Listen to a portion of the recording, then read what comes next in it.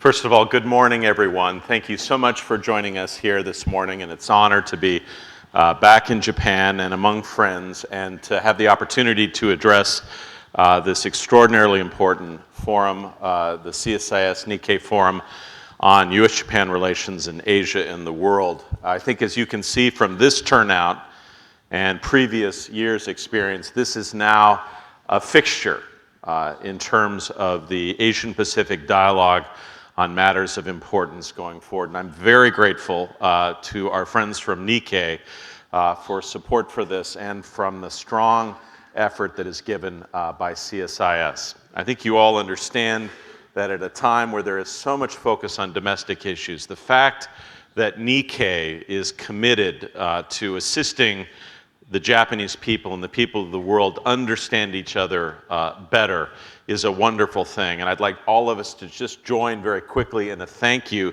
to both CSIS and to Nikkei for the support for this effort.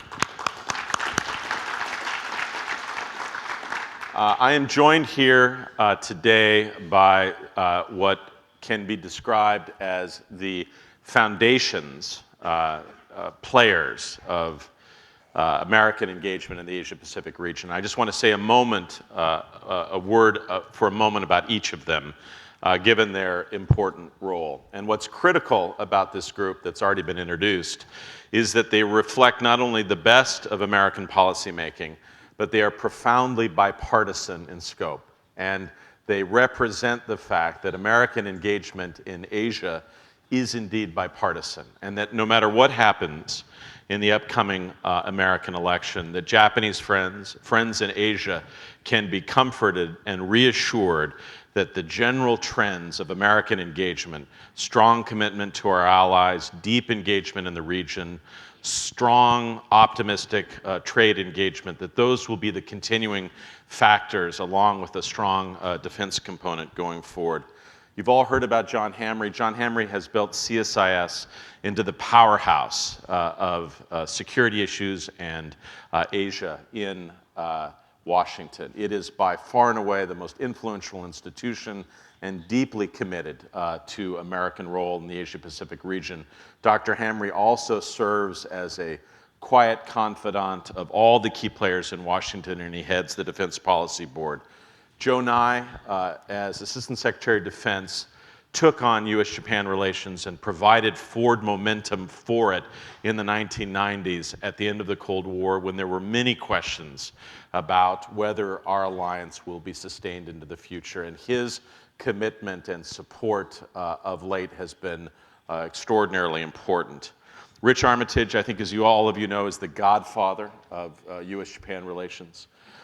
When any of us seek to work on issues associated with Asia, we all have to make a trek to his office outside Washington. He will put his hand out, we will kiss the ring, and hopefully have the opportunity to work with him and his team as we work together to promote peace and stability in the Asian-Pacific region.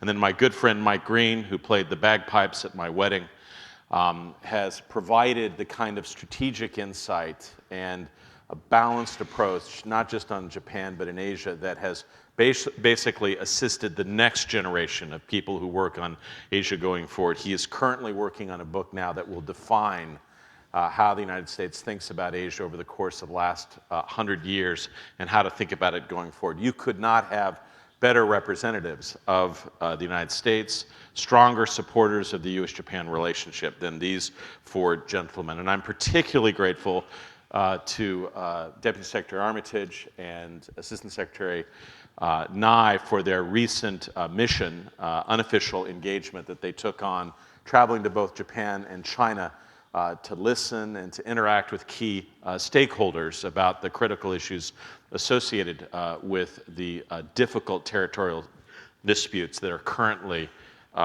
so important today in the Asian-Pacific region. So I'm very grateful to have to be in the company of these men, and looking forward to hearing from them as we go forward. As we get into the discussions today, I need to begin, if I may, with a heartfelt apology and a deep commitment to Japanese friends. I think, as you all know, last week there was a tragic incident in Okinawa. these incidents are profoundly, deeply regrettable, and the United States takes them very seriously. You will have seen in the wake of this extraordinarily unfortunate attack, the United States has worked closely with our counterparts here in Japan, and we've put in place universal curfews here in Japan and training initiatives to signal very clearly our determination that something like this will not happen again. Our ambassador, our senior officials at the Defense Department here in Japan and Hawaii have taken extraordinary steps. We continue to work closely with Japanese colleagues to do everything possible to make clear our commitment to work closely in a strong neighborly way with our hosts in Okinawa who support American military engagement in Japan and in the region. This role is critical. We need a strong military alliance with Japan, and the role that Okinawa plays is both deeply appreciated, but we recognize the responsibilities that our engagement there in Okinawa provide us, and we intend to take those responsibilities very seriously. I think all of you understand that there is a dawning recognition about something that is well known in Japan and Asia, but is, I think, dawning now more in the United States and in Europe. And that is a recognition that the lion's share of the history of the 21st century will be playing out here in the Asian Pacific region, and that this is the dominant fulcrum in global politics. This is the pivot point, if you will, for how global politics will be shaped in the 21st century. And what you have seen in the United States over the course of the last several years, beginning first in the Bush administration with a very strong, determined engagement not only of our allies, but particularly of India, one of the most important strategic initiatives of recent years, and continued on during the Obama administration with strong engagement with a number of new actors and players, is a recognition that this is where the action is. And you will see going forward, I think, a sustained effort on the part of the United States to underscore our continuing commitment in the Asian Pacific region. Now, in fact, there is nothing new here. We have been engaged in the Asian Pacific region and in strong partnerships for decades, but that does not mean that we cannot further step up our game, and we will do so. And I think you will find a deep and profound bipartisan commitment to that effort going forward. So as you look over the Asian Pacific region, it is impossible not to underestimate all the many challenges that each of us face and the kinds of opportunities for an expanded U.S.-Japan relationship going forward. So let me take a few moments to describe both the opportunities and challenges that we face as we confront Asia of the 21st century. First of all, in the near term, we are facing a dramatic set of potential leadership changes across Asia. Clearly, the Party Congress in China with a major change in leadership, not just at the top, but through the entire upper echelon of the party and the military. Extraordinarily important, with potentially implications that will have cascading effects, not only in China, but through the Asian Pacific region. Upcoming election in South Korea after a period of unprecedented cooperation between Washington and Seoul, an election in the United States in a week and a half, and obviously questions about what will transpire here in Japan. Given all of these changes, it is incredibly important that we sustain high-level dialogue and discussions around the edges of these momentous developments in terms of domestic politics. Second, I think it is now well understood that the United States is indeed focused on the Asian Pacific region in a way that suggests a greater intensity than in the past. But the key will be, can we sustain it? Can we resource it? Can we make clear that our commitment will go beyond simply policies to programs and to other aspects of a deeper engagement? Now, I myself am very confident that this will transpire. But it will take more than simply declarations from diplomats or politicians. It will require a sustained level of engagement over years and over a course of not one or two administrations, but several. We have extraordinarily important enduring commitments in the Middle East and South Asia. Those will be important. We will continue to work and focus on those, but increasingly, I would like to see that, again, the primary shaper of domestic and global politics will be American engagement in the Asian-Pacific region. I think one of the unintended consequences of this effort to refocus is that I think initially there was a question about whether the United States would be moving away from Europe. And I think what we have sought to do in the last year or so is to make very clear that what we seek to do is to establish a closer partnership with Europe about Asia. And if you think about American purpose in the world, everything that the United States has ever done of consequence, whether it's in Afghanistan or Pakistan or the Balkans or dealing with multilateral challenges like climate change, we have done with Europe. That partnership has been essential. And so what we are seeking to do is to establish a much deeper set of engagements between the United States and Europe on Asia. And we asked Japan to join with us in that effort. And in fact, over the course of the last 20 years, it has been Japan, perhaps more than any country in Asia, that has suggested that a European role in Asian affairs, commercially, on human rights, on the promotion of democracy, and indeed strategically, is in the best interests of all concerned.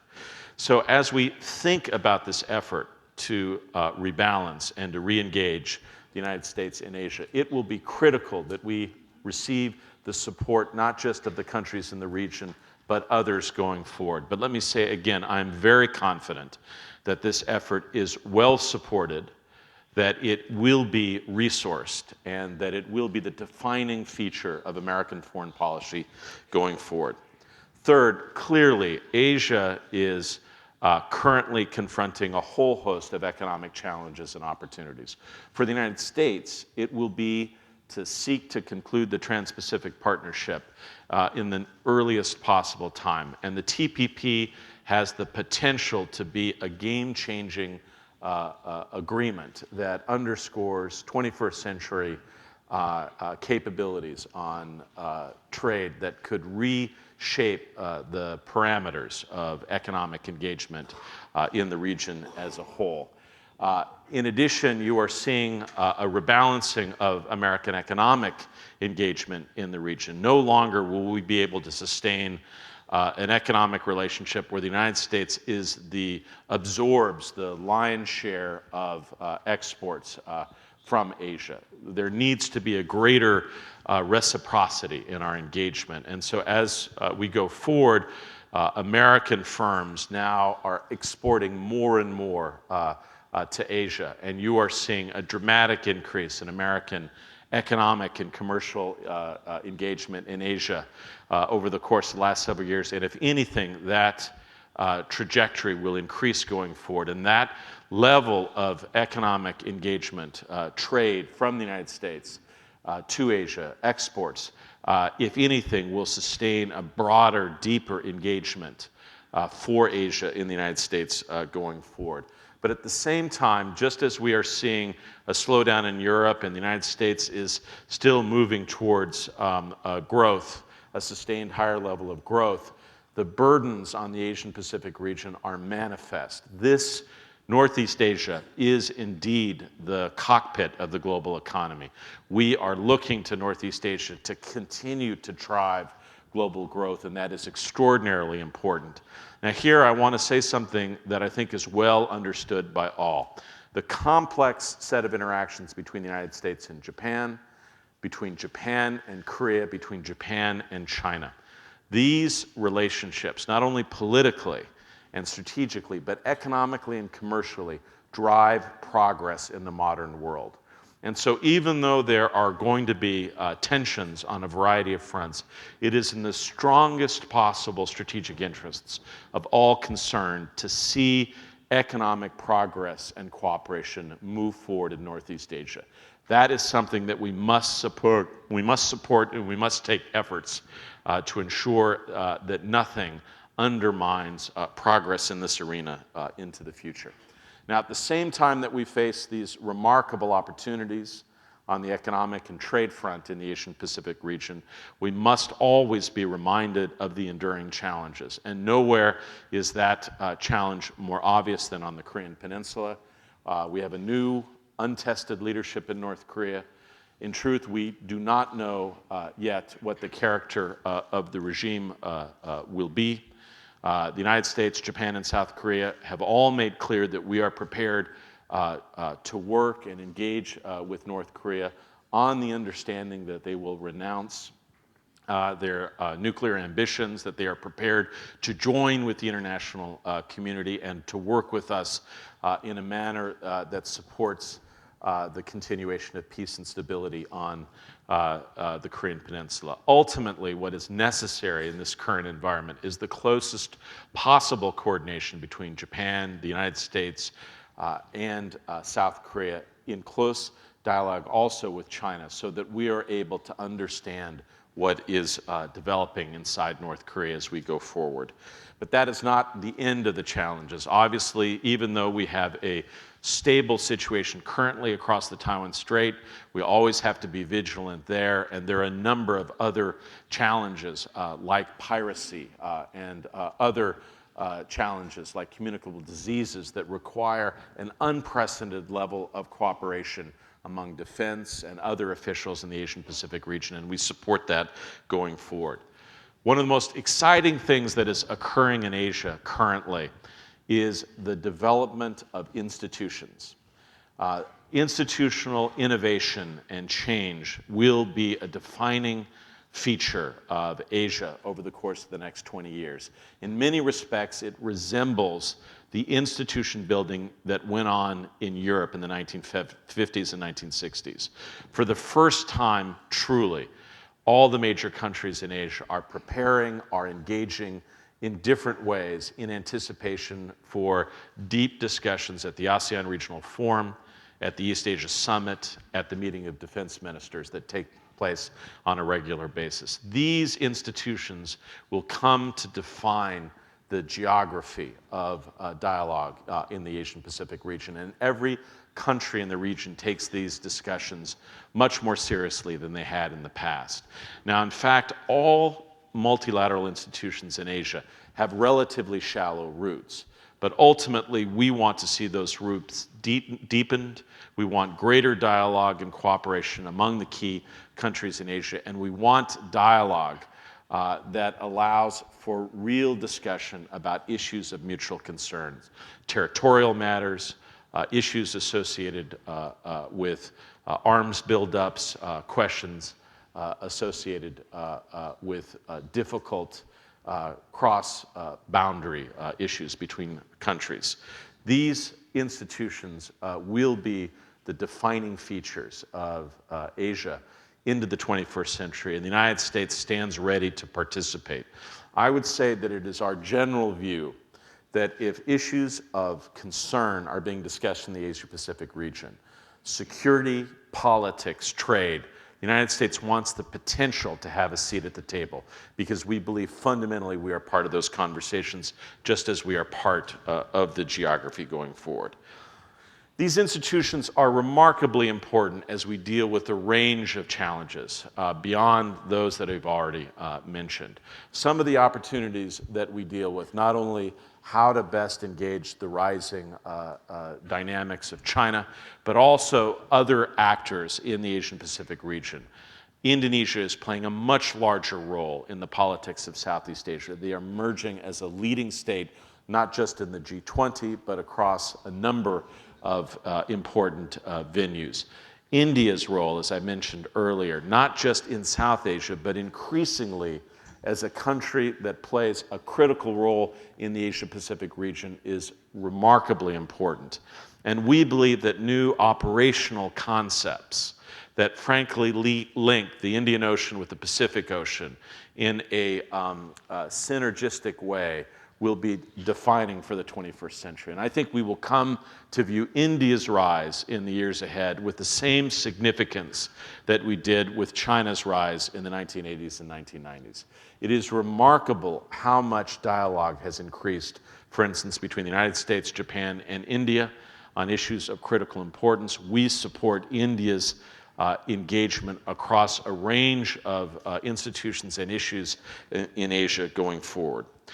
I think it is also the case that what we have seen of late is a remarkable opportunity with respect to Burma, what we call Burma, but most of the world still refers to as Myanmar.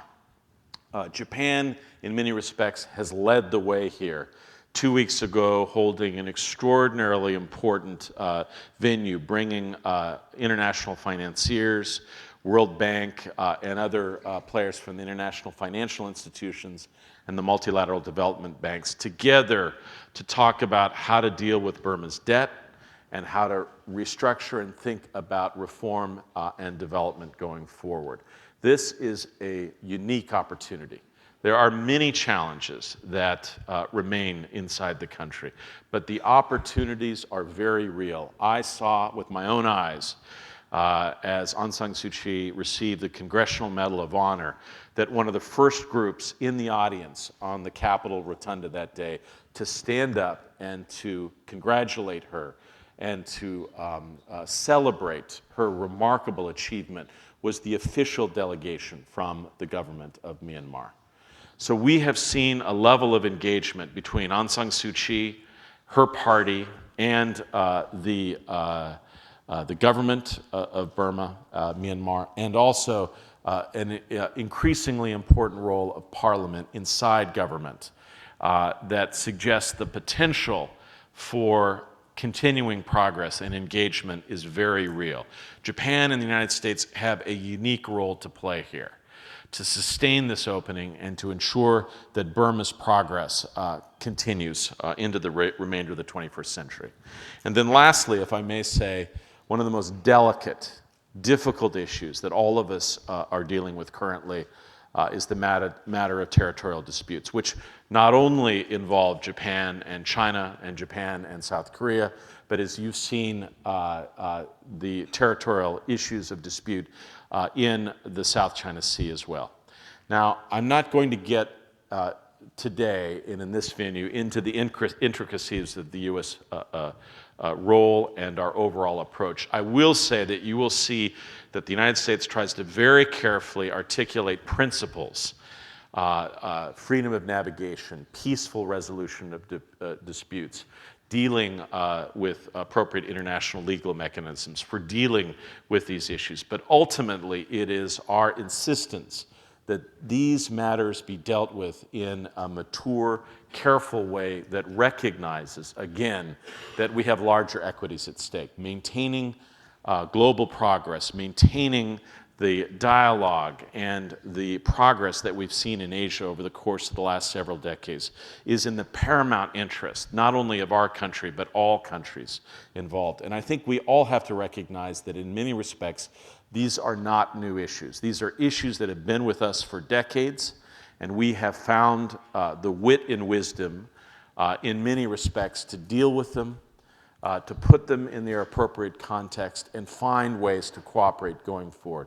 It is our goal and desire to see that framework used going forward. And that's one of the reasons we were so grateful for the role that former Deputy Secretary Armitage, Professor Nye, Secretary Steinberg, and Steve Hadley for their role and their commitment unofficially to travel to both countries to underscore our commitment to the maintenance of peace and stability and to ensure that there are open lines and trusting lines of conversation and communication during these difficult matters. So, these are the issues that we're dealing with. This is the focus of the remarkable set of opportunities and challenges.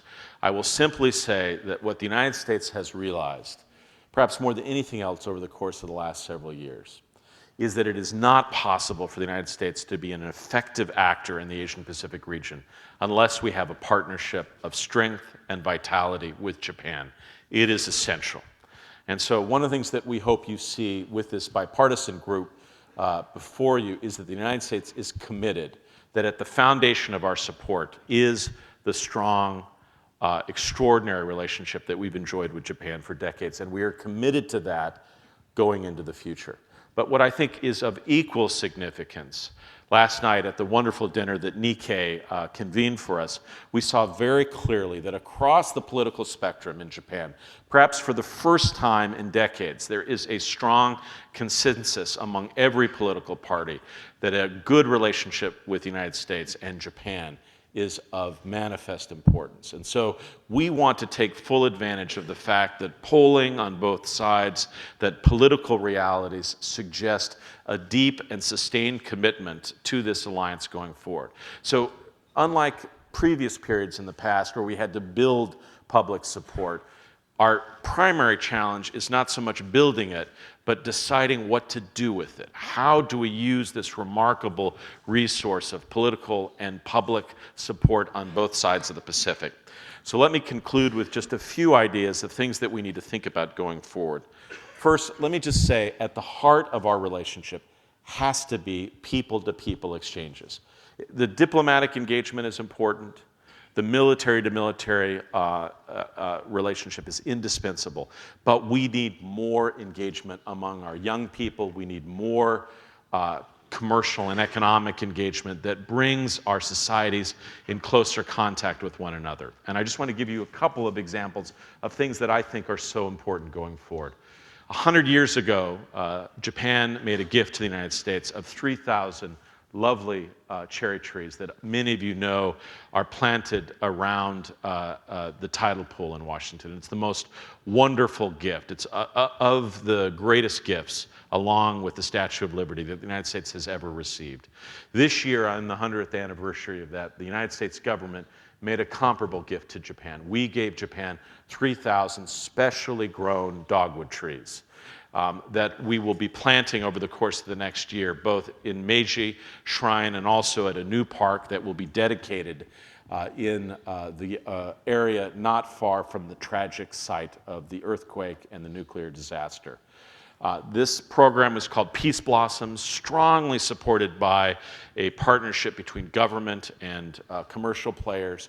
This has brought schools and peoples and botanists and others together to create a lasting memorial that will be remembered and visited by generations of Japanese and visitors for years to come. We want more programs like that. John Roos, our wonderful ambassador here in Tokyo, has supported the Tomodachi initiative that is an attempt to assist in the rebuilding of the ravaged parts of Japan and building deeper areas of cooperation and friendship between our two sides. We must seek areas like this to build a deeper base of support in the relationship going forward. But we cannot stop there. We must recognize that there are a whole host of other issues that demand cooperation on the part of Japan and the United States. We share common interests in the promotion of democracy and human rights, and that dialogue, that engagement is increasingly important. Our alliance is no longer a regional alliance. It is a global alliance. When we look at global challenges, one of the first partners we turn to always is Japan, whether it's in Afghanistan or Pakistan or issues associated with the promotion of health and prosperity in the Pacific. Japan is the first partner that says yes, the first partner that wants to work with us going forward. We face enduring traditional security challenges of the kind that we think about on a daily basis, but it is also the case that we face new and very challenging parameters of threats to both of our countries in the cyber arena, and closer cooperation between the United States and Japan in cyber issues and cyber challenges is going to be of critical importance.